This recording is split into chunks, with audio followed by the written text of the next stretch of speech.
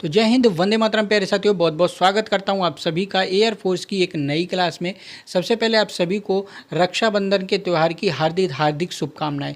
दोस्तों, एयरफोर्स के इस क्लास में हम 2026 के एग्ज़ाम से रिलेटेड टॉप 30 क्वेश्चनों को कवर करने वाले हैं और ये सभी क्वेश्चन आपके एग्ज़ाम के पॉइंट ऑफ व्यू से वेरी इंपॉर्टेंट होने वाले हैं। तो वीडियो में लास्ट तक जरूर से बने रहिएगा।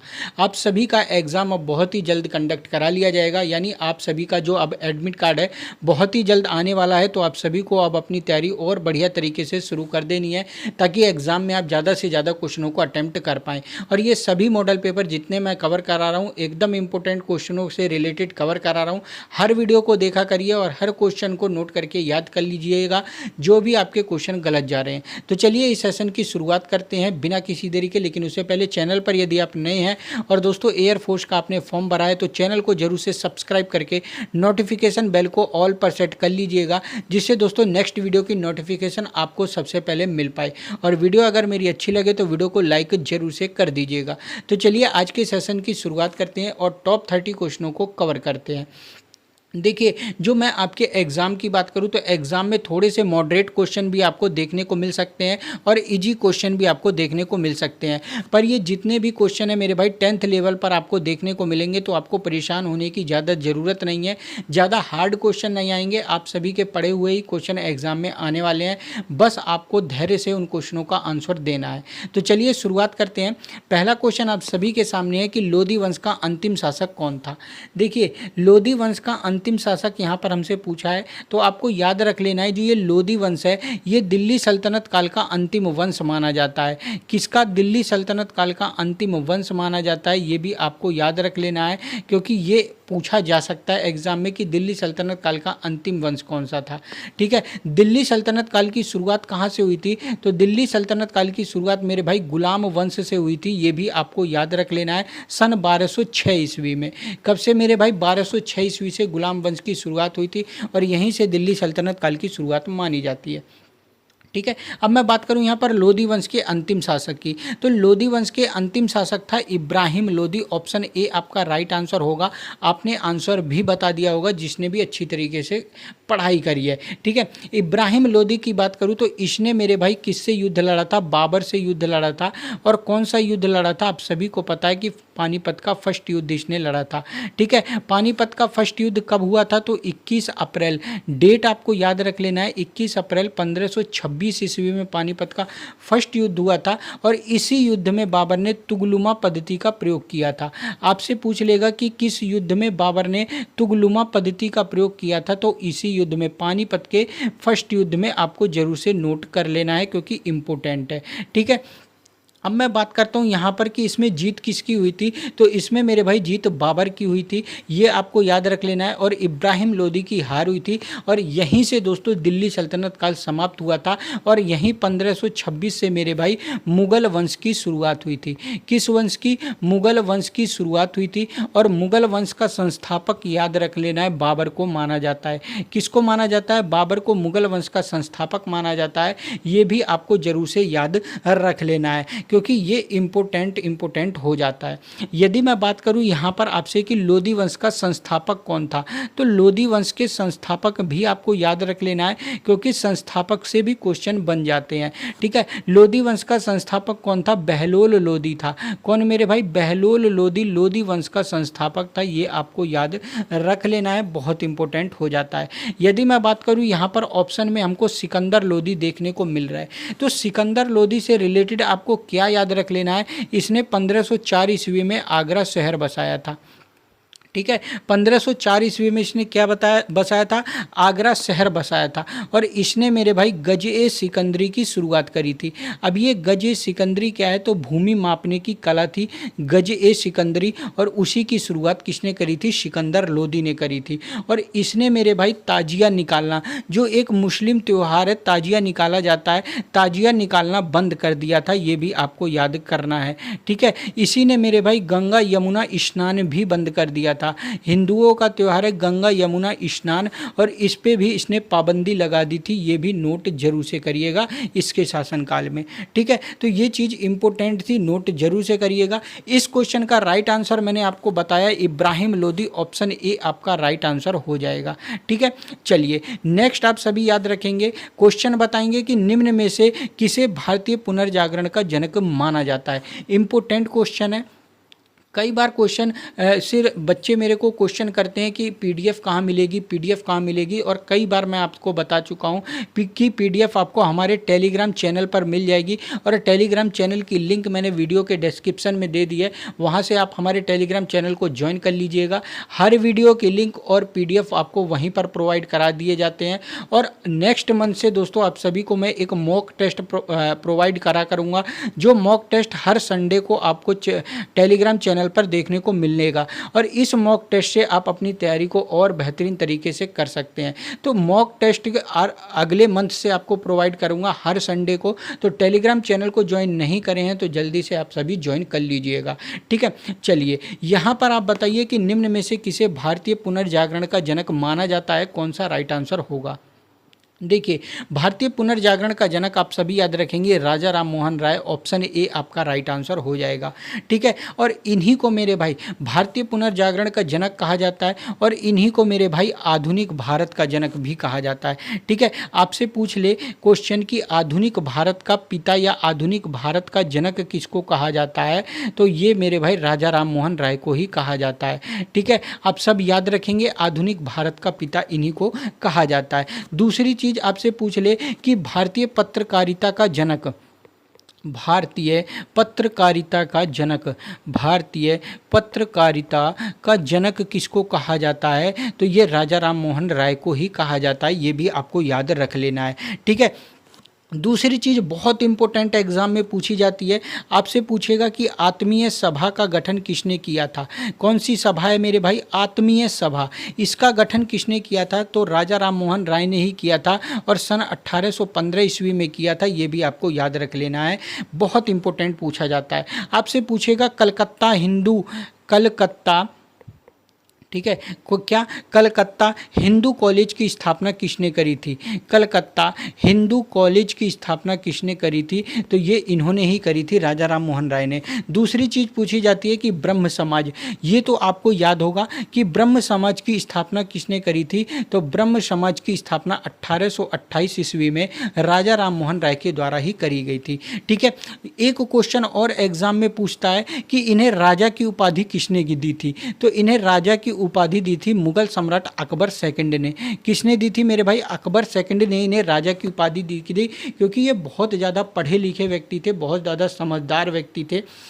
और जब ब्रिटिश सरकार ने इसकी पेंशन बंद कर दी थी अकबर सेकंड की, तब इसने राजा राम मोहन राय को वहाँ पर लंदन भेजा था इनकी पेंशन दोबारा से शुरू करने के लिए। तो इसी ने दोस्तों इन्हें राजा की उपाधि दी थी, नोट जरूर से करिएगा, बहुत इंपॉर्टेंट है, एग्जाम में बनता है। यदि मैं बात करूँ यहाँ पर नेक्स्ट ऑप्शन की, रविंद्रनाथ टैगोर, तो आप सभी को पता है कि एशिया के पहले व्यक्ति हैं जिसे 1913 ईस्वी में नोबेल पुरस्कार से सम्मानित किया गया है। और नोबेल पुरस्कार किसके लिए मिला है, तो इन्हें गीतांजलि के लिए मिला है। ठीक है, गीतांजलि पुस्तक के लिए इन्हें नोबेल पुरस्कार से सम्मानित किया गया है। और ये नोबेल पुरस्कार किस क्षेत्र में इन्हें दिया गया है, तो आपको याद रख लेना है, साहित्य के क्षेत्र में दोस्तों इन्हें नोबेल पुरस्कार से सम्मानित किया गया है। दूसरी चीज़ मैं बात करूँ इन्हीं रविंद्रनाथ टैगोर जी की, तो इन्होंने भारत का राष्ट्रगान लिखा है। ठीक है, और इन्होंने मेरे भाई बांग्लादेश का राष्ट्रगान लिखा है जिसे अमार सोनार बांग्ला कहा जाता है। ठीक है, अमार सोनार बांग्ला ये किसने लिखा है, तो राजा राम मोहन राय के द्वारा ही लिखा गया है। ये भी आपको नोट कर लेना है। ठीक है, बहुत इंपॉर्टेंट है, एग्जाम में पूछता है, तो ये चीज़ आपको जरूर से नोट कर लेनी है। ठीक है, यदि मैं बात करूँ यहाँ पर दयानंद सरस्वती की, तो दयानंद सरस्वती से रिलेटेड पूछा जाता है 1875 ईस्वी में आर्य समाज की स्थापना इन्होंने करी थी, और ये एग्जाम में बनता है। इन्होंने ही मेरे भाई एक नारा दिया था, आपको मैंने बताया था, वेदों की ओर लौटो। क्या कहा था, वेदों की ओर लौटो का नारा किसने दिया था, तो दयानंद सरस्वती ने ही दिया था। और इनकी पुस्तक बहुत एग्जाम में पूछी जाती है जिसका नाम है सत्यार्थ प्रकाश। आपसे पूछेगा कि सत्यार्थ प्रकाश के लेखक कौन है, तो यही है मेरे भाई दयानंद सरस्वती। ठीक है, यदि मैं बात करूं स्वामी विवेकानंद जी की, तो विवेकानंद जी ने 1897 ईस्वी में रामकृष्ण मिशन की शुरुआत करी थी। किस मिशन की? रामकृष्ण मिशन की। इनके गुरु का नाम था रामकृष्ण परमहंस और उन्हीं के नाम पर इन्होंने रामकृष्ण मिशन की शुरुआत करी थी। ये आपको याद रख लेना है, ठीक है। तो ये चारों ऑप्शन जो थे, इंपोर्टेंट चीज़ें थी, वो मैंने आपको कवर करा दी। यदि बात करूँ यहाँ के क्वेश्चन के आंसर की, तो भारतीय पुनर्जागरण का जनक मैंने अभी आपको बताया, राजा राम मोहन राय। ऑप्शन ए आपका राइट आंसर हो जाएगा। चलिए नेक्स्ट आप सभी बताएंगे कि बैरन द्वीप निम्न में से किस देश में स्थित है। बहुत इंपॉर्टेंट क्वेश्चन है। बैरन द्वीप याद रख लीजिएगा, ये भारत का एकमात्र द्वीप है, ठीक है। भारत का एकमात्र द्वीप है और इसी को मेरे भाई क्या कहा जाता है? सक्रिय ज्वालामुखी। कौन सा ज्वालामुखी है? ये सक्रिय ज्वालामुखी है भारत का, ठीक है। जरूर से नोट करिएगा। ये कहाँ पर स्थित है? तो भारत में। ऑप्शन सी आपका राइट आंसर हो जाएगा। यदि सक्रिय ज्वालामुखी की बात करें तो बैरन द्वीप आपको याद रख लेना है कहाँ पर? तो अंडमान निकोबार द्वीप में। कहाँ पर है? अंडमान निकोबार द्वीप में, ठीक है। यहीं पर आपसे पूछ लूँ, ऐसा भारत का कौन सा सुषुप्त ज्वालामुखी? कौन सा ज्वालामुखी? सुषुप्त। सुषुप्त किसको कहा जाता है मेरे भाई? सुषुप्त कहा जाता है ऐसा ज्वालामुखी जो काफ़ी दिनों से उसमें कोई भी हलचल देखने को नहीं मिली है, यानी उसमें लावा वगैरह नहीं निकला है, एकदम शांत ज्वालामुखी हो चुका है। तो भारत का एकमात्र सुषुप्त ज्वालामुखी का नाम है नारकोडम। कौन सा है मेरे भाई? नारकोडम है। और ये है कहाँ पर? ये अंडमान निकोबार में है। ये आपको जरूर से याद रख लेना है। कहाँ पर है? अंडमान निकोबार में ये भी है। दोनों के दोनों, बैरन द्वीप और नारकोडम, दोनों आपको अंडमान निकोबार में मिलेगा। राइट आंसर याद रखिएगा, ठीक है। चलिए नेक्स्ट आप बताएंगे इडुक्की बांध किस नदी पर स्थित है। बहुत इंपॉर्टेंट है, इडुक्की बांध से क्वेश्चन एग्जाम में बनता है, ठीक है। सबसे पहले आपको मेरे भाई इस क्वेश्चन का आंसर देने से पहले बताना है कि भागड़ा नागल बांध कहाँ पर है। तो भागड़ा नागल बांध मैंने आपको बताया था कई बार कि ये पंजाब में है खास तौर पर, ठीक है, और प्लस आपका हिमाचल प्रदेश में है। किस नदी पर बना हुआ है? तो ये सतलज नदी पर बना हुआ है। ये आपको याद रख लेना है। और ये जो भागड़ा नागल बांध है, नोट जरूर से करिएगा कि सबसे ऊंचा गुरुत्वीय बांध है, भारत का सबसे ऊंचा गुरुत्वीय बांध। आपसे पूछेगा कि निम्न में से कौन सा सबसे ऊंचा गुरुत्वीय बांध है, तो आपको याद रख लेना भागड़ा नागल बांध है, ठीक है। चलिए नेक्स्ट आप बताएंगे मेरे भाई, पूछा था मैंने आप सभी के टिहरी बांध, ये कई बार मैंने कराया है। टिहरी बांध किस नदी पर बना हुआ है? तो याद रख लीजिएगा, टिहरी बांध मेरे भाई भागीरथी नदी पर है। किस नदी पर है? भागीरथी नदी पर है, उत्तराखंड में। और इसे मेरे भाई सबसे ऊंचा, भारत का सबसे ऊंचा बांध कहा जाता है, ठीक है। क्या कहा जाता है? भारत का सबसे ऊंचा बांध माना जाता है, आपको याद रख लेना है, ठीक है। दूसरी मैं बात करूं यहाँ पर आपसे, तो एक बहुत इंपॉर्टेंट पूछा जाता है जिसका नाम है हीराकुंड। आप सभी को पता है हीराकुंड किस नदी पर बना हुआ है? तो हीराकुंड मेरे भाई महानदी पर बना हुआ है, आपको याद रख लेना है, इंपॉर्टेंट है। और किस राज्य में है? तो उड़ीसा में है। और इसे मेरे भाई सबसे लंबा बांध माना जाता है, ठीक है। सबसे ऊंचा मैंने बताया, गुरुत्वीय बांध बताया, अब ये सबसे लंबा आपको याद रख लेना है हीराकुंड है, ठीक है। एक और पूछा जाता है मेरे भाई रिहंद बांध, ठीक है। रिहंद बांध रिहंद नदी पर बना हुआ है और ये है कहाँ पर? तो ये उत्तर प्रदेश के सोनभद्र जिले में है। अब ये रिहंद बांध मैंने क्यों पूछा है? तो इसी बांध पर दोस्तों सबसे बड़ा कृत्रिम झील है। कौन सी है? सबसे बड़ी भारत की कृत्रिम झील है, यानी कृत्रिम का मतलब होता है जिसे स्वयं बनाया जाता है इंसानों के द्वारा। तो कृत्रिम झील सबसे बड़ी किस बांध पर है? रिहंद बांध पर है। और इस झील का क्या नाम है? गोविंद वल्लभ पंत झील।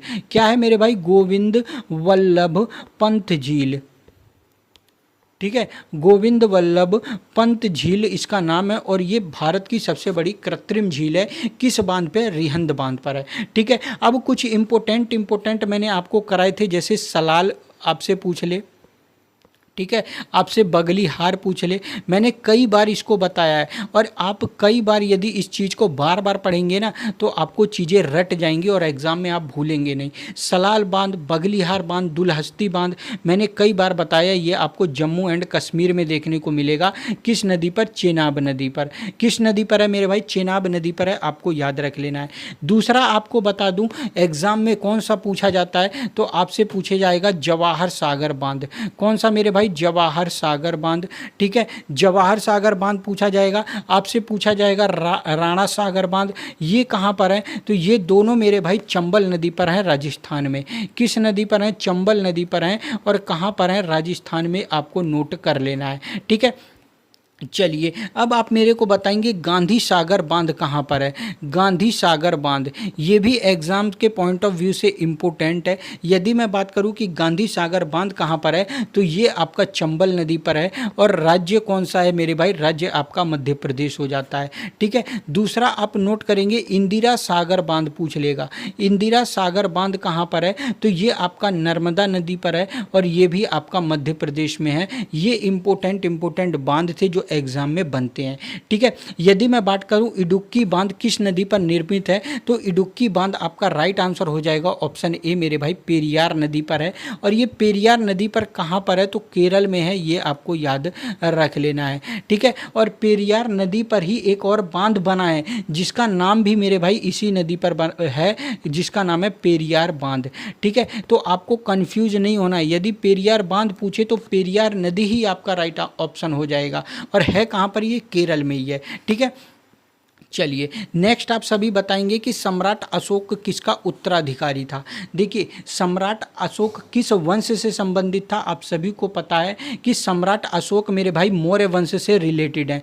किससे रिलेटेड है? मौर्य वंश से रिलेटेड है सम्राट अशोक, आपको नाम याद रख लेना है। यदि मैं बात करूँ ये किसके उत्तराधिकारी थे, तो राइट आंसर हो जाएगा ऑप्शन बी मेरे भाई, बिंदुसार के। बिंदुसार किसका बेटा है? चंद्रगुप्त मौर्य का बेटा है। और मैंने चंद्रगुप्त मौर्य के बारे में आपको बताया था कि भारत का मुक्तिदाता कहा जाता है। भारतीय साम्राज्य का प्रथम शासक इसको माना जाता है। किसको? चंद्रगुप्त मौर्य को। और इसने मेरे भाई 322 ईस्वी में मगध की गद्दी हासिल करी थी। इसीलिए दोस्तों मौर्य वंश का संस्थापक भी चंद्रगुप्त मौर्य को कहा जाता है। ठीक है, और चंद्रगुप्त मौर्य के बेटे का नाम था मेरे भाई बिंदुसार। बिंदुसार को मेरे भाई एग्जाम में क्या पूछता है? आपसे पूछेगा निम्न में से ऐसा कौन सा शासक है जिसे अमित्रघात के नाम से जाना जाता है, जिसे मेरे भाई सिंह सेन के नाम से जाना जाता है। तो आपको याद रख लेना है ये दोनों नाम मेरे भाई बिंदुसार के थे। ठीक है, बिंदुसार किसका? चंद्रगुप्त मौर्य का पुत्र था। और बिंदुसार के पुत्र का नाम मेरे भाई सम्राट अशोक था, आपको याद रख लेना है। ठीक है, सम्राट अशोक से रिलेटेड पूछा जाता है कलिंग का युद्ध। मैंने आपको कई बार बोला है कलिंग का युद्ध सम्राट अशोक से रिलेटेड पूछा जाता है, जो कब लड़ा गया था? 261 बीसी में लड़ा गया था। और इसी युद्ध के बाद सम्राट अशोक ने बौद्ध धर्म अपना लिया था, आपको याद रख लेना है।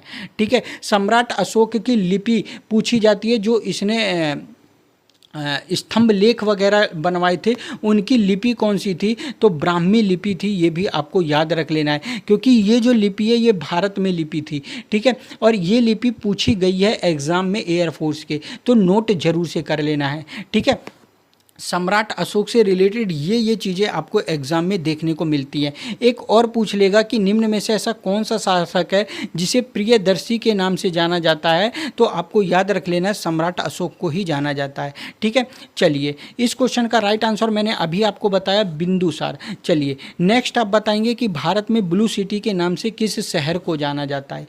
देखिए आपसे पूछ लेता है ब्लू सिटी, आपसे पूछ लेगा मेरे भाई पिंक सिटी। ठीक है, कौन सी? Pink city. आपसे पूछ लेगा मेरे भाई स्टील सिटी। कौन सी सिटी? आपसे पूछ लेगा स्टील सिटी। आपसे पूछ लेगा डायमंड सिटी। कौन सी सिटी मेरे भाई? Diamond city. तो आप इसका आंसर बताइए। सबसे पहले मैं बात करूं यहाँ पर, देखिए ब्लू सिटी किसको कहा जाता है? तो ब्लू सिटी के लिए राइट आंसर ऑप्शन बी हो जाएगा, जोधपुर को। किसको कहा जाता है? जोधपुर को। पिंक सिटी मैंने आपको बताया था मेरे भाई, जयपुर को कहा जाता है। किसको कहा जाता है? जयपुर को। और स्टील सिटी मैंने आपको कई बार बताया है, जमशेदपुर को। किसको कहा जाता है? जमशेदपुर को पिंक सिटी स्टील सिटी के नाम से जाना जाता है। डायमंड सिटी किसको कहा जाता है? तो सूरत के गुजरात को, यानी गुजरात के सूरत को मेरे भाई डायमंड सिटी के नाम से जाना जाता है। ठीक है, यदि मैं आपसे बात करूं नवाबों का शहर किसको कहा जाता है, तो नवाबों का शहर मेरे भाई आप सभी को याद होगा, लखनऊ को कहा जाता है। किसको कहा जाता है? लखनऊ को कहा जाता है। और यही लखनऊ उत्तर प्रदेश की राजधानी है, ये भी आपको याद रख लेना है। किसकी राजधानी है? उत्तर प्रदेश राज्य की राजधानी का नाम है लखनऊ। ठीक है, चलिए नेक्स्ट आप सभी बताएंगे कि शाहनामा किसकी कृति है। देखिए शाहनामा पूछी जाती है और एक और कृति पूछी जाती है जिसका नाम है आईने अकबरी। तो ये अबुल फजल से रिलेटेड है। कौन सी मेरे भाई? आईने अकबरी। आईने अकबरी किससे रिलेटेड है? अबुल फजल से रिलेटेड है। और ये जो शाहनामा है ये मेरे भाई फिरदौसी की है। ऑप्शन है डी आपका राइट आंसर हो जाएगा। किसकी है? फिरदौसी की। चलिए नेक्स्ट आप सभी बताएंगे कि राष्ट्रीय रासायनिक प्रयोगशाला कहाँ पर स्थित है? राष्ट्रीय रासायनिक प्रयोगशाला इंपोर्टेंट क्वेश्चन है। चलिए अब आप राष्ट्रीय रासायनिक प्रयोगशाला के साथ साथ इसका आंसर देंगे। आपसे पूछ ले भारतीय कृषि अनुसंधान संस्थान कहाँ पर है? तो भारतीय कृषि अनुसंधान संस्थान के लिए मैंने आपको कई बार बताया है, नई दिल्ली आपका राइट आंसर हो जाएगा। कहाँ पर है भारतीय कृषि अनुसंधान संस्थान? नई दिल्ली में है। ठीक है, आपसे पूछ लूँ भारतीय वन अनुसंधान संस्थान कहाँ पर है? तो ये आपको देहरादून में देखने को मिलेगा। कहाँ पर है मेरे भाई? देहरादून में नोट करेंगे। आपसे पूछ ले केंद्रीय चावल अनुसंधान संस्थान कहाँ पर है? तो चावल वाला आपको कटक में करना है सही। ठीक है, आपसे पूछ ले केंद्रीय गन्ना अनुसंधान संस्थान कहाँ पर है? तो गन्ने वाला हमारे लखनऊ में है। कहाँ पर है मेरे भाई? लखनऊ में नोट करिएगा। चलिए अगला आप बताएंगे केंद्रीय चीनी अनुसंधान संस्थान पूछे तो कानपुर आप सही करेंगे। कौन सा? कानपुर आप सही करेंगे। आपसे पूछ ले कि राष्ट्रीय डेयरी अनुसंधान संस्थान कहाँ पर है? तो डेयरी अनुसंधान संस्थान आपका करनाल हरियाणा में है, नोट करिएगा। ठीक है, आपसे पूछ ले केंद्रीय वनस्पति अनुसंधान संस्थान कहाँ पर है? तो वनस्पति के लिए आप लखनऊ नोट करेंगे, इम्पोर्टेंट है। ठीक है, तो ये कुछ इम्पोर्टेंट थे जो मैंने आपको नोट कराए हैं। यदि मैं बात करूँ यहाँ पर क्वेश्चन के आंसर की कि राष्ट्रीय रासायनिक प्रयोगशाला कहाँ पर स्थित है, तो राइट आंसर आप सभी कौन सा करेंगे? तो राइट आंसर आप सभी पुणे करेंगे। ऑप्शन बी आपका राइट आंसर हो जाएगा। और ये पुणे कहाँ पर है? महाराष्ट्र में है। ठीक है, चलिए नेक्स्ट आप सभी बताएंगे कि हिमालय पर्वत किस प्रकार के पर्वत का उदाहरण है? ऑप्शन में है वलित पर्वत, ब्लॉक पर्वत, प्राचीन पर्वत, अपशिष्ट पर्वत। कौन सा राइट होगा? देखिए हिमालय पर्वत की बात करूँ तो हिमालय पर्वत को हम लोग वलित पर्वत के नाम से जानते हैं। ऑप्शन है आपका कौन सा? ए राइट हो जाएगा। अब वलित पर्वत क्या होता है? जब दो चट्टानें आपस में लड़ती हैं और उनसे जो उभरी चट्टानें देखने को मिल जाती हैं उसी को मेरे भाई वलित पर्वत के नाम से जाना जाता है। और हिमालय वलित पर्वत का ही उदाहरण है, आप जरूर से याद रख लीजिएगा। ठीक है, चलिए नेक्स्ट आप बताएंगे कि दक्षिण भारत का मैनचेस्टर किसे कहा जाता है? कई बार मैंने कराया है दक्षिण भारत का मैनचेस्टर। तो दक्षिण भारत का मैनचेस्टर मेरे भाई कोयम्बटूर को कहा जाता है। ऑप्शन ए आपका राइट होगा। लेकिन यहीं मैं आपसे पूछ लूँ कि उत्तर भारत का मैनचेस्टर किसको कहते हैं? उत्तर भारत का मैनचेस्टर तो आप सभी को याद रख लेना है। यदि उत्तर भारत के मैनचेस्टर की बात करें तो कानपुर आपका राइट आंसर हो जाएगा। ठीक है, यदि आपसे मेरे भाई संपूर्ण भारत के मैनचेस्टर केवल इतना बोले कि भारत का मैनचेस्टर किसको कहा जाता है, तो भारत का मैनचेस्टर आप सभी याद रखेंगे अहमदाबाद को। किसको कहा जाता है मेरे भाई? अहमदाबाद को कहा जाता है। आपने राइट आंसर दे भी दिया होगा। चलिए नेक्स्ट आप सभी बताएंगे। अभी तक 10 क्वेश्चनों को कवर कर लिया है हमने। यदि वीडियो को आपने अभी तक मेरे भाई लाइक नहीं करा है तो जल्दी से वीडियो को लाइक कर दीजिए। चैनल को आपने सब्सक्राइब नहीं करा है तो जल्दी से चैनल को सब्सक्राइब कर दीजिए, क्योंकि आप सभी के लिए डेली मोस्ट इंपोर्टेंट क्वेश्चन की वीडियो चैनल पर लाता रहता हूं। तो अगर वीडियो को आपने शेयर नहीं करा है तो जल्दी से एक बार शेयर भी कर दीजिएगा। और आप सभी के लिए पीडीएफ के लिए बताता हूं कि टेलीग्राम चैनल को ज्वाइन जरूर से कर दीजिएगा। एक बहुत इंपॉर्टेंट इन्फॉर्मेशन आपको देना चाह रहा हूं कि आप सभी के लिए जो भी मेरे भाई एसएससी जीडी की तैयारी बिल्कुल जीरो लेवल से शुरू करना चाहते हैं तो उन सभी के लिए मैं दोस्तों इस त्यौहार पर, रक्षाबंधन के त्यौहार पर शाम को 6 बजे एक वीडियो लेकर आने वाला हूं, जिसमें मैं दोस्तों आपको एसएससी जीडी की कुछ बेस्ट इन्फॉर्मेशन देने वाला हूं कि आप किस तरीके से तैयारी कर सकते हैं, किस तरीके से बेस्ट तैयारी होगी और कितने क्वेश्चन आपको सही करने होंगे इस एग्ज़ाम को क्लियर करने के लिए। और कुछ इम्पोर्टेंट क्वेश्चन भी आपको कवर कराऊंगा। और इससे लिए दोस्तों डेली शाम को मैं 6 बजे आपके लिए एसएससी जीडी की क्लास चैनल पर लेकर आने वाला हूं। तो ज़रूर से चैनल को सब्सक्राइब कर लीजिएगा और शाम के 6 बजे चैनल के साथ जुड़ जाइएगा यदि आप एसएससी जीडी की तैयारी करना चाहते हैं। ठीक है, चलिए, बहुत इंपॉर्टेंट थी इसलिए मैंने इन्फॉर्मेशन दे दी है। यदि आप तैयारी करना चाहते हैं 1% भी, तो आज शाम की 6 बजे वाली वीडियो आप कंप्लीट देख लीजिएगा, जिससे आपको बहुत ज़्यादा इन्फॉर्मेशन मिल जाएगी कि आपको तैयारी कैसे करनी है, किस तरीके से क्वेश्चन एग्जाम में देखने को मिलते हैं। और डेली उसी लेवल से हम क्वेश्चन को कवर करेंगे, बिल्कुल जीरो लेवल से एडवांस लेवल तक की तैयारी करेंगे हम, ठीक है। चलिए, तो क्वेश्चन की तरफ बढ़ते हैं। अब यहाँ पर क्वेश्चन है कि मानव शरीर का कौन सा अंग इंसुलिन पैदा करता है। ये क्वेश्चन पूछा गया है और इम्पोर्टेंट क्वेश्चन है। देखिए, आपके मैं बता दूं 15 जीके के क्वेश्चन आएंगे और 15 के जीके के क्वेश्चन में से 2 या 3 क्वेश्चन आपको इससे देखने को मिलेंगे साइंस से, ठीक है। तो परेशान नहीं होना है, आपको करंट अफेयर्स और हिस्ट्री, ज्योग्राफी, पॉलिटी यहाँ से कवर करना है और ज़्यादातर करंट अफेयर्स की चीज़ें, मंत्रिमंडल वगैरह याद करिएगा, ठीक है। अब मैं बात करूँ यहाँ पर कि कौन सा मानव शरीर इंसुलिन पैदा करता है, तो राइट आंसर आप सभी कौन सा, ऑप्शन बी याद रखेंगे, अग्नाशय। अग्नाशय क्या करता है, मानव शरीर के लिए इंसुलिन का निर्माण करता है। चलिए, नेक्स्ट आप सभी बताएंगे कि मिडनाइट चिल्ड्रन के लेखक कौन है। अभी कल की वीडियो में मैंने आपको कवर कराया है मिडनाइट चिल्ड्रन के लेखक। आपने नहीं देखी है तो चैनल पर जरूर से देखिएगा, प्लेलिस्ट बना दी है। यदि मैं बात करूं मिडनाइट चिल्ड्रन के, तो राइट आंसर ऑप्शन सी आप याद रखेंगे, सलमान रुश्दी हैं। और इसी पुस्तक के लिए इन्हें मेरे भाई 1981 ईस्वी में बुकर पुरस्कार से सम्मानित किया जा चुका है, ठीक है। आपसे पूछे कि बुकर पुरस्कार से किसे सम्मानित किया गया है, तो 1981 में सलमान रुश्दी हैं। और बुकर पुरस्कार से अभी तक मेरे भाई 5 लोगों को सम्मानित किया गया है, जो मैंने आपको कंप्लीट कराए हैं, ठीक है। विष्णु शर्मा की पूछ लेता है, तो विष्णु शर्मा की आपको पता है पंचतंत्र बहुत पूछी जाती है एग्जाम में, ये भी आपको याद रख लेना है, ठीक है। चलिए, नेक्स्ट आप सभी बताएंगे कि विश्व पर्यटन दिवस किस तिथि को मनाया जाता है। 5 सितंबर, 5 अक्टूबर, 27 सितंबर या 25 जनवरी। देखिए, 25 जनवरी से रिलेटेड आपको बहुत इंपॉर्टेंट याद रख लेना है, मतदाता दिवस के रूप में 25 जनवरी को मनाया जाता है, ठीक है। कब, मतदाता दिवस के रूप में। यदि पर्यटन दिवस की बात करूँ तो ऑप्शन सी आपका राइट हो जाएगा, 27 सितंबर पर्यटन दिवस के रूप में मनाया जाता है, ठीक है। अब यहीं पर आप कुछ इम्पोर्टेंट बताएंगे मेरे को। आपसे सबसे पहले याद रख लेना 21 जून। मैंने आपको बताया था 21 जून अंतर्राष्ट्रीय योग दिवस के रूप में मनाया जाता है। अंतर्राष्ट्रीय योग दिवस 21 जून है, ठीक है। 11 जुलाई मैंने आपको क्या बताया था, तो 11 जुलाई मैंने आपको जनसंख्या दिवस के रूप में बताया था, विश्व जनसंख्या दिवस के रूप में मनाया जाता है, ठीक है।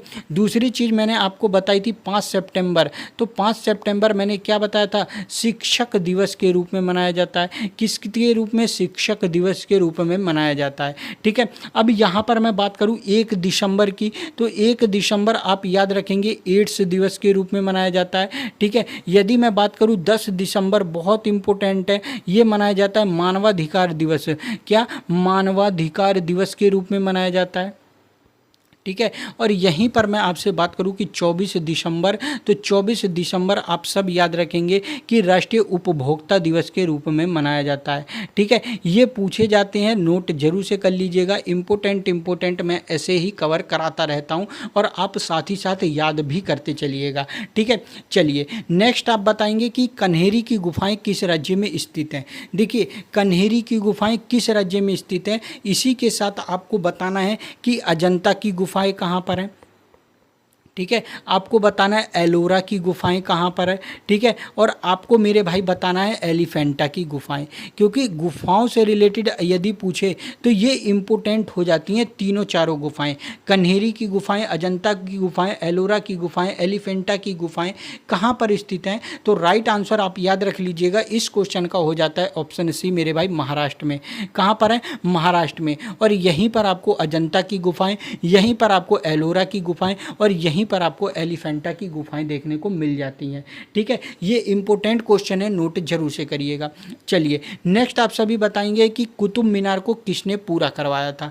ये कई बार मैंने बताया है, देखिए क्वेश्चन किस तरीके से बनता है। यदि आपसे पूछे कि कुतुब मीनार का निर्माण किसने करवाया था तो कुतुबुद्दीन ऐबक आप टिक करके आएंगे, ठीक है। लेकिन यदि पूछे कि कुतुब मीनार को किसने पूरा करवाया था तो ऑप्शन बी आपका राइट आंसर हो जाएगा, इल्तुतमिश ने। और इसी इल्तुतमिश को मैंने कई बार बताया है कि दिल्ली वंश का वास्तविक संस्थापक माना जाता है। ये गुलाम वंश का शासक था और जब ये गद्दी पर बैठा तो इसने दिल्ली को अपनी राजधानी बनाया और इसीलिए दिल्ली सल्तनत काल का वास्तविक संस्थापक इसी को माना जाता है, ठीक है। बलबन बलबन रक्त एवं लोह नीति अपनाई थी इसने। आपसे पूछे कि रक्त एवं लोह नीति किसने अपनाई थी तो इसी ने अपनाई थी। सिजदा एवं पैबोस प्रथा, कौन सी? सिजदा एवं पैबोस प्रथा की शुरुआत किसने करी थी? बलबन ने शुरू करी थी। और एक मेरे भाई पारसी धर्म का त्यौहार है जिसका नाम है नवरोज। पूछ ले कि नवरोज त्यौहार की शुरुआत किसने करी थी तो बलबन ने ही करी थी, ठीक है। आपको याद रख लेना है, बलबन से रिलेटेड ये चीज़ें एग्जाम में पूछी जाती हैं। दूसरी चीज़ आपसे पूछ रहे लाख बख्श किसको कहा जाता था तो लाख बख्श मेरे भाई कुतुबुद्दीन ऐबक को कहा जाता था। कई बार आपको कवर कराया हुआ है, ठीक है। रजिया सुल्तान भारत की पहली महिला शासिका मानी जाती है, रजिया सुल्तान। और ये किसकी बेटी थी तो ये मेरे भाई इल्तुतमिश की बेटी थी, मैंने कई बार आपको बताया है, ठीक है। चलिए नेक्स्ट की तरफ बढ़ेंगे। अगला आप बताएंगे कि किसने 1951 ईस्वी में भूदान आंदोलन यानी भूमि सुधारीकरण की शुरुआत की थी। ऑप्शन कौन सा राइट होगा? विनोबा भावे, दयानंद सरस्वती, स्वामी विवेकानंद, महात्मा बुद्ध। देखिए आपका 10th लेवल का एग्जाम होगा, उसमें ज़्यादा हार्ड क्वेश्चन नहीं आते हैं, काफ़ी नॉर्मल क्वेश्चन आते हैं, लेकिन आप समझदारी से उसका आंसर देंगे क्योंकि एग्जामिनर इसी तरीके के क्वेश्चन को घुमा फिरा कर पूछता है और आपको कन्फ्यूज करने की कोशिश करता है। लेकिन आपको परेशान किस लिए नहीं होना है, आपको यदि भूदान आंदोलन पढ़ना समझ में आ जाए तो आपको सीधा सीधा मेरे भाई विनोबा भावे को टिक कर देना है, ऑप्शन ए आपका राइट हो जाएगा। इन्होंने मेरे भाई 1951 ईस्वी में भूदान आंदोलन की शुरुआत करी थी। और कहाँ से शुरुआत करी थी तो ये शुरुआत करी थी इन्होंने मेरे भाई आंध्र प्रदेश के पोचमपल्ली गांव से। कई बार ये गांव का नाम भी पूछ सकता है तो आपको याद रख लेना है, आंध्र प्रदेश का पोचमपल्ली गांव था, ठीक है। चलिए नेक्स्ट आप बताएंगे कि भारत में सबसे बड़ी सिंचाई नहर कौन सी है? यमुना नहर है, इंदिरा गांधी नहर है, सरहिंद नहर है या कावेरी नहर है? देखिए भारत में सबसे बड़ी सिंचाई नहर यदि आपसे पूछे तो राइट आंसर ऑप्शन बी आपको जरूर से याद रख लेना है, इंदिरा गांधी नहर है, बी आपका राइट हो जाएगा, ठीक है। चलिए नेक्स्ट आप बताएंगे सिंधु घाटी की सभ्यता के लोग किसकी पूजा करते थे? देखिए सिंधु घाटी सभ्यता को मेरे भाई कांस्य युगीन सभ्यता कहा जाता है।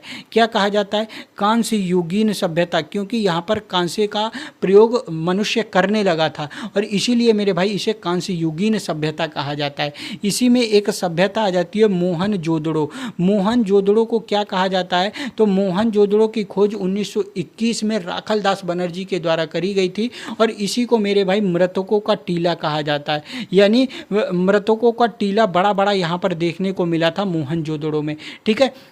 दूसरी चीज़ आपसे पूछ ले कि कांसे की नर्तकी की मूर्ति, कांसे की नर्तकी की मूर्ति कहाँ पर मिली थी? नर्तकी मूर्ति यानी डांसिंग गर्ल की मूर्ति कहाँ पर मिली थी तो आपको याद रख लेना है मोहनजोदड़ो से। आपसे पूछ ले मेरे भाई विशाल स्नानागार कहाँ से प्राप्त हुआ था तो विशाल स्नानागार मेरे भाई यहीं से प्राप्त हुआ था मोहनजोदड़ो से, ठीक है। यदि आपसे पूछ ले सिंधु घाटी सभ्यता का बंदरगाह कौन सा था, प्रमुख बंदरगाह, तो प्रमुख बंदरगाह आप याद रखेंगे मेरे भाई लोथल था। कौन था? लोथल था, ठीक है। बहुत इंपॉर्टेंट है और एग्जाम में पूछा जाता है, ठीक है। चलिए क्वेश्चन की बात करूं कि सिंधु घाटी की सभ्यता के लोग किसकी पूजा करते थे तो राइट आंसर ऑप्शन बी आपका याद रखेंगे, पशुपति की पूजा ये लोग करते थे। पशुपति थोड़ा गलत लिखा हुआ है, सही कर दीजिएगा आप सभी, पशुपति, ठीक है। किसकी पूजा करते थे? पशुपति की। चलिए नेक्स्ट आप सभी बताएंगे कि तिब्बत में किसका दूसरा नाम सांगपो है? देखिए सबसे पहले मैं यहाँ पर एक बात करूँ ब्रह्मपुत्र की तो आपका राइट आंसर हो जाएगा ब्रह्मपुत्र, ठीक है। अब ये जो ब्रह्मपुत्र नदी है ये मानसरोवर झील से निकलती है। मानसरोवर झील, कौन सी झील है मेरे भाई? मानसरोवर झील। और ये झील है कहाँ पर? तिब्बत में। यहीं से दोस्तों इसका उद्गम होता है, ठीक है, यहीं से ये नदी निकलती है और इसे मेरे भाई यहाँ पर क्या कहा जाता है? सांगपो कहा जाता है, सांगपो नदी कहा जाता है। और जब ये भारत में प्रवेश करती है तो ये भारत भारत में प्रवेश करती है किस राज्य से? अरुणाचल प्रदेश से। किस राज्य से? अरुणाचल प्रदेश से। और अरुणाचल प्रदेश में मेरे भाई इसे दिहांग के नाम से जाना जाता है। किस नाम से? दिहांग नदी के नाम से। और फिर ये अरुणाचल प्रदेश से मेरे भाई असम में जाती है और असम में इसका नाम पड़ जाता है ब्रह्मपुत्र। कौन सा नाम पड़ जाता है? ब्रह्मपुत्र। और यहाँ से असम के बाद मेरे भाई ये सीधा सीधा बांग्लादेश में चली जाती है। तो आपको याद रख लेना है कि ये कौन, आपसे क्वेश्चन कई पूछेगा, आपसे पूछेगा कि ब्रह्मपुत्र नदी भारत में किस राज्य से प्रवेश करती है? तो अरुणाचल प्रदेश। आपसे पूछे ब्रह्मपुत्र नदी किस राज्य में बहती है? तो असम राइट कर देना है। ठीक है। आपसे पूछे सांगपो किसका नाम है? तो ब्रह्मपुत्र का है। दिहांग किसका नाम है? ब्रह्मपुत्र का है।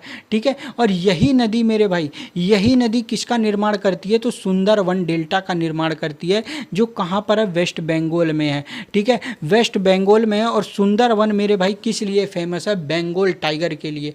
रॉयल बंगाल टाइगर आपको यहीं पर देखने को मिलेंगे, सुंदरवन में, याद रख लेना। माजुली द्वीप कहाँ पर है? तो माजुली द्वीप भी यहीं पर है, आपको याद रख लेना। विश्व का सबसे बड़ा माजुली द्वीप है। ठीक है। चलिए, तो राइट आंसर कौन सा हो जाएगा? राइट आंसर सी हो जाएगा, ब्रह्मपुत्र। नेक्स्ट आप सभी बताएंगे यहाँ पर कि अंगूर में कौन सा अम्ल पाया जाता है? अंगूर में कौन सा अम्ल पाया जाता है? इंपोर्टेंट है। यदि अंगूर में पूछे तो राइट आंसर आप नोट करेंगे मेरे भाई, कौन सा? टार्टरिक अम्ल। ये एग्जाम में कई बार पूछा गया है, तो स्टार बना के आप नोट कर लेंगे। ठीक है। चलिए, तो 20 क्वेश्चन मैंने यहाँ पर आपको कवर कराए हैं। वीडियो को आपने लाइक नहीं करा है तो जल्दी से एक बार लाइक कर दीजिए, वीडियो को शेयर कर दीजिए और चैनल को सब्सक्राइब कर लीजिए। ठीक है। चलिए, अब यहाँ से कुछ इंग्लिश के क्वेश्चनों को कवर करते हैं। चलिए, पहला क्वेश्चन है change the sentence into indirect speech. यानी ये जो सेंटेंस दिया गया है इसे इनडायरेक्ट स्पीच में चेंज करना है। सेंटेंस दिया गया है, you said to me what are you doing here. कौन सा राइट आंसर होगा? देखिए, यू सेड टू मी का मतलब क्या हो जाएगा? जब भी मैंने आपको बताया है कि सेंटेंस इंटेरोगेटिव में पूछा जाता है तो वहाँ पर हम टोल्ड का प्रयोग नहीं करते हैं, वहाँ पर हम किसका प्रयोग करते हैं? आस्क का प्रयोग करते हैं। किसका प्रयोग करते हैं? आस्क्ड का प्रयोग करते हैं इनडायरेक्ट में। तो यहाँ पर आस्क का प्रयोग हुआ है, बहुत सही। तो चारों बिल्कुल इस हिसाब से तो ठीक है। ठीक है। अब उसके बाद what are you doing, what are you doing, you किसके हिसाब से चेंज होगा? सेकंड पर्सन के हिसाब से, यानी मी के हिसाब से। तो मी कौन सा आएगा? मी के लिए हम आई का प्रयोग करेंगे, जो चारों में आपको देखने को मिल रहा है। तो चारों में से 3 में देखने को मिला है, तो ये चौथा तो आपका वैसे ही गलत हो जाता है। उसके बाद आप देखिए यहाँ पर इज एम आर का प्रयोग हुआ है, और मैंने आपको कई बार बताया है कि जब डायरेक्ट इनडायरेक्ट में इज एम आर का प्रयोग सेंटेंस में होता है तो इज एम आर की जगह हम वर्ब की कौन सी? वाज वर्ब का प्रयोग करते हैं। किस वर्ग का प्रयोग करते हैं? वाज वर्ग का प्रयोग करते हैं। और यहाँ पर भी वाज वर्ग का प्रयोग आपको करना है। तो आई के बाद वाज का प्रयोग केवल एक सेंटेंस में देखने को मिल रहा है, यानी ऑप्शन ए आपका राइट हो जाएगा। सेंटेंस क्या होगा? You asked me what I was doing there. Here को किस में चेंज कर देते हैं? हेयर को मेरे भाई देयर में चेंज कर देते हैं। ठीक है। जैसे मैंने आपको बताया था टुमारो को नेक्स्ट डे में चेंज करते हैं, द नेक्स्ट डे में, यस्टरडे को द प्रीवियस डे में चेंज करते हैं, तो इसी तरीके से हेयर को देयर में चेंज करते हैं। ठीक है। चलिए, नेक्स्ट आप सभी बताएंगे, यहाँ पर भी इनडायरेक्ट स्पीच में चेंज करना है। The old women said may you live long. देखिए, अब यहाँ पर थोड़ा सा मैंने चेंज किया है और इसी तरीके से एग्जामिनर भी चेंज करेगा। ठीक है। सबसे पहले बात करूं तो द ओल्ड वुमेन ने क्या कहा है? मे यू लिव लॉन्ग, यानी क्या कर रही है? विश मांग रही है। एक तरीके से हमारे लिए क्या कर रही है? विश हो रही है। ठीक है। क्या हो जाएगा? विश। विश का विश हमको कर रही है कि या प्रे कर रही है? बताइए। मे यू लिव लॉन्ग यानी आप लंबी उम्र जिए, इससे संबंधित तो ये चीज़ समझ में आ रही है ना। मे यू लिव लॉन्ग यानी आपकी उम्र बहुत लंबी हो।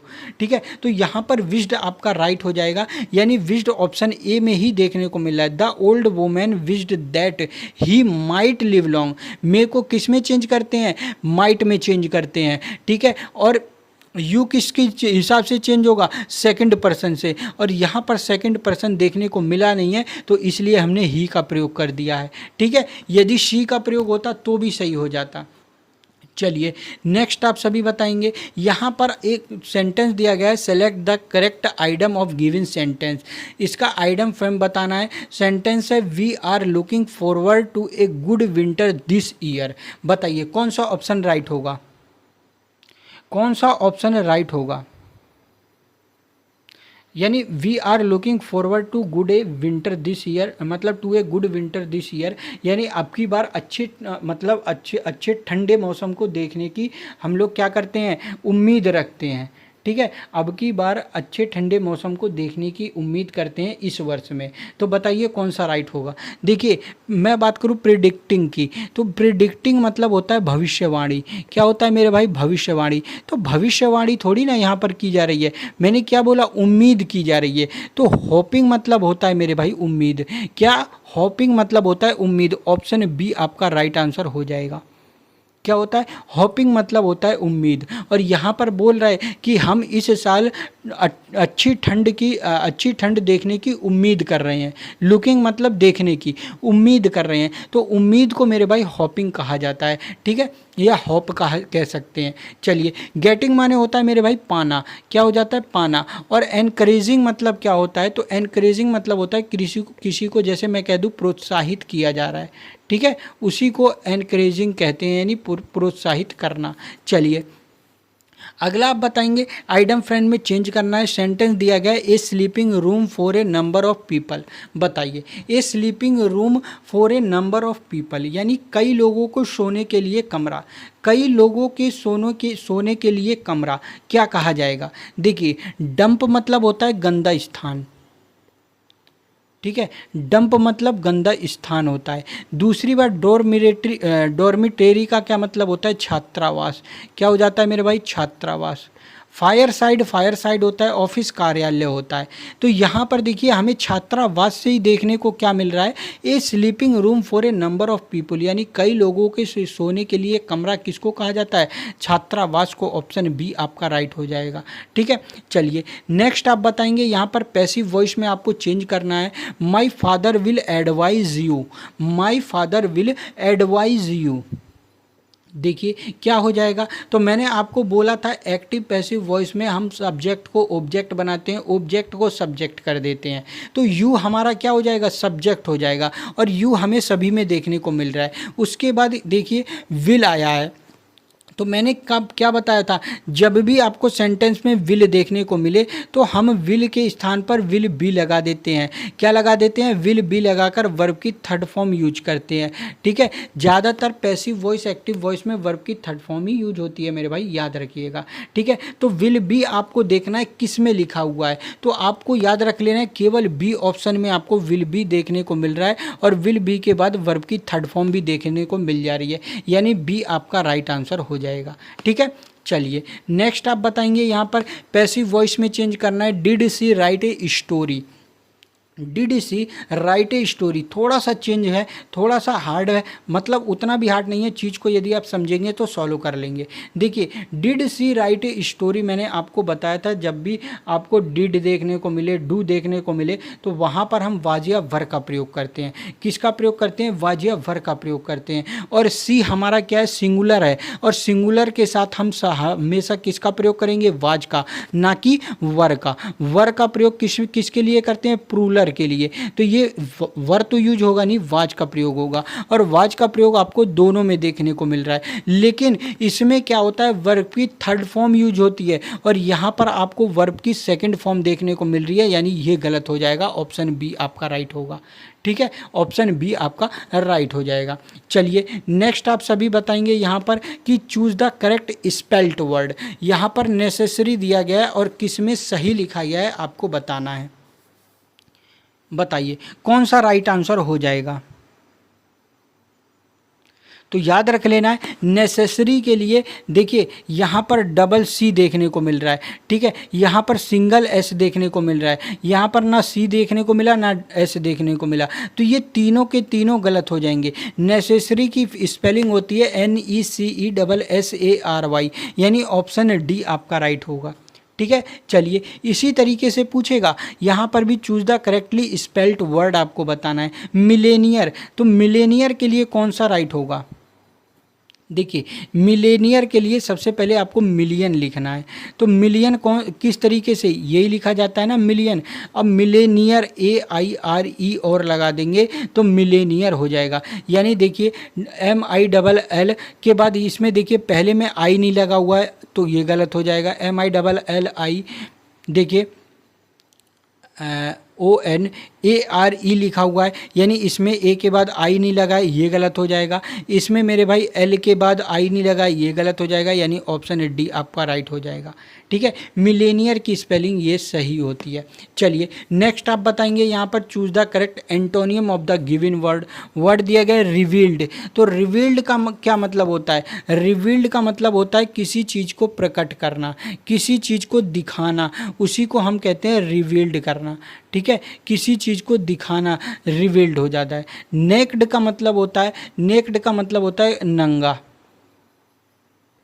ठीक है, और कॉन्सील्ड का क्या मतलब होता है? तो कॉन्सील्ड का मतलब होता है छुपा हुआ।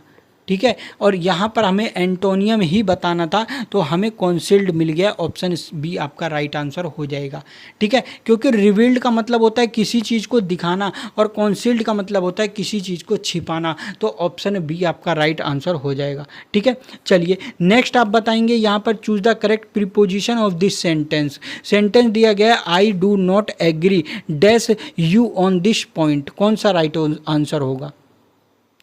देखिए I do not agree you मतलब आपके साथ एग्री नहीं कर सकता हूँ, मैं आपके साथ एग्री नहीं हूँ इस पॉइंट को लेकर।